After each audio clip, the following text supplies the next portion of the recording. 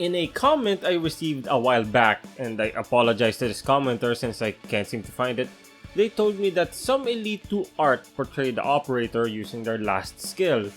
So I decided to check if I can find at least one operator per class that proves this theory. Note that I used 6 stars for this because they tend to have some of the flashier Elite 2 arts, though I assume there are also 5-star E2s that can apply as well. Starting with Vanguards, we have Saga. Here we see her in a crouch pose, ready to strike, and with several phantasmal versions of her appearing to attack. Using Saga S3, we see that this is indeed the case. While active, she crouches down and has this particular effect on her attacks.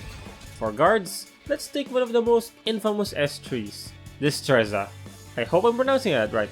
Along with this striking pose, we see Thorn's sword excrete a lot more of his toxin. Checking in-game reveals that it has a similar effect, though due to the smaller art of the chibi, it's more prevalent in the blade section and not around the hilt.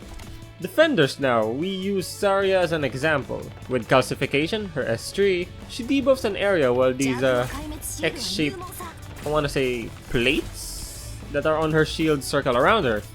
Referring back to her E2 art, we see the same X-plates seemingly move in the same way, though maybe not as flashy, and also in-game there's no big dragon head. I chose Mizuki for Specialists because it's an unusual choice and also because I want Golden Glow, so I'm featuring her brother. Also, I could not find Mizuki on S3 for support, so I had to go to IS. In the E2 art, we see an open umbrella, a relaxed posture, and of course, tentacles. Now onto the in-game sprite, we see just that. While he's not sitting in the exact same pose, I do think it's still pretty close. A very relaxed, sort of casual lean back, and the tentacles. From an unusual pick to someone we've all probably seen, Extra's E2 prominently displays the miniguns and the Heavenly Halo. And it's a pretty common thing to see in game nowadays. Supporters have our light, Miss Suzerain. The core of the animation is that Suzerain floats up, one foot is tucked in with a raised knee, and ghostly foxtails surround her. Sure enough, this is how she appears in her Elite 2, down to the foot position. As for casters, I chose Kyobi, because I think she's a much more subtle example.